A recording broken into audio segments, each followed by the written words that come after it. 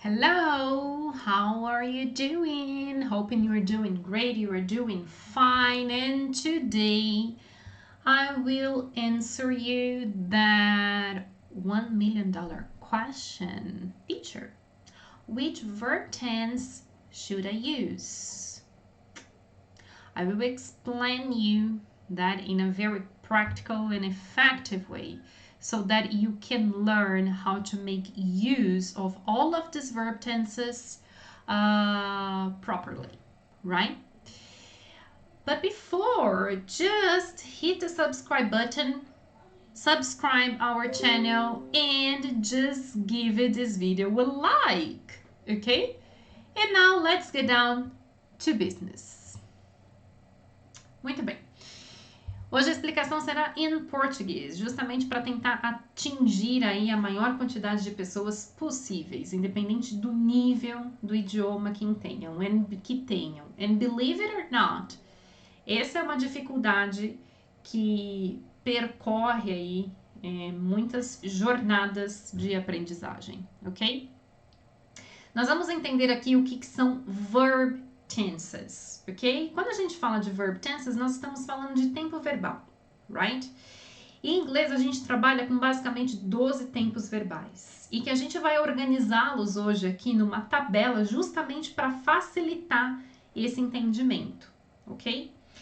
Nessa tabela, a gente vai trabalhar com duas funções, que é a função de time e aspect. A função de time, eu acho que é a mais simples de se entender porque é o tempo. Então, aí eu tô falando de past, present, future. Presente, passado, futuro, right? Quando eu trago a ideia de aspect, o aspect, a gente vai entender que é algo que traz mais um significado além do próprio significado do verbo. Little bit difficult. Vamos tentar traduzir em miúdos. O verbo em si, ele já tem um significado, certo? Ele é uma palavra que ele carrega ali um significado. O aspect, ele implementa, né? Ele incrementa aquele significado, posicionando ele dentro do tempo, ok? E dentro daquilo que você quer passar, da mensagem que você quer passar. Então, os nossos aspects aqui, a gente vai pensar, alguns autores colocam como 3, outros colocam como 4, mas esse quarto, ele seria, na verdade, a junção de 2 deles. Eu vou considerar aqui como 3, tá? O primeiro aspect é o simple. Então, vocês podem aí ver por essa tabela que quando eu coloco simple aí, né, eu vou passar a ter o quê? Past simple, present simple, future simple, right? O outro aspect que nós temos é o continuous, ou então progressive. Mesma coisa. Quando a gente junta, a gente vai ter os verbos, os tempos verbais aí. Então, present continuous, past continuous, future continuous. E o outro aspect que eu vou trazer para vocês é o perfect, onde nós temos lá o present perfect, past perfect, future perfect.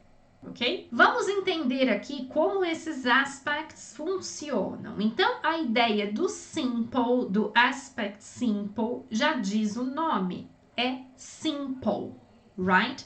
Então, a ideia é o que? Ele não vai transformar, ele não vai adicionar mais informação àquele significado do verbo. Ele vai estar lá só para trabalhar com o significado do verbo em si e a ideia do tempo. O que muda aí? O formato, ok? Então, quando a gente fala do formato, o que é isso? A gente trabalha com o verbo no infinitivo, right? E junto dele, a gente trabalha, quando preciso, o auxiliary verb, que no caso do aspecto simple é o do. Então, ele se transforma, né? Onde ele vira o do, o does, o did, ok? Quando que a gente vai usar esse aspect? Para quando a gente quer falar de rotinas, de hábitos e coisas que são ali instantâneas, momentâneas, right? Outra ideia de aspect é o continuous, é o progressive, que também, como o próprio nome diz, ó, é o que está em progresso, é contínuo por um determinado período de tempo, ok? Então, quando a gente junta aqui a ideia do aspect continuous com a ideia do tempo, nós vamos ter, por exemplo, o past continuous. Então, eu estou falando de algo que estava em progresso num determinado momento no passado. Present continuous, algo que está em progresso num determinado momento no presente. Future continuous, algo que está em progresso em determinado momento do future, ok? Como que é o format? Como que é o formato desse aspect do continuous? A gente trabalha com o verbo to be e mais o verbo principal terminado em ing, ok? O último aspect seria o perfect, right? Então, o que esse aspect traz? É a ideia de que ele conecta dois eventos que aconteceram em tempos diferentes. Então, a principal mensagem do perfect é essa. Eu vou estar falando de dois eventos que acontecem em tempos diferentes. Como que a gente percebe isso? Qual que é o format do perfect? Ele vai trabalhar com o auxiliary verb have e mais a forma past participle do verbo principal, ok? Isso vai acontecer para qualquer um deles: present perfect, past perfect, future perfect, right? E qual seria esse quarto aspecto, esse fourth aspect que eu mencionei no início do vídeo, né? É a junção do aspect progressive com o aspect perfect, ok? Então, é onde vira o quê? O perfect continuous. Ah, mas e aí qual que vem a ser a principal ideia deles? É justamente a junção dos dois, tá? É você mostrar que tem algo em progresso, ok? De um evento, de uma ação que está acontecendo e esta ação que está acontecendo, ao mesmo tempo que ela está em progresso, ela está conectando duas ideias de tempo. Então, é quando ele junta essas duas ideias principais de aspect, tá?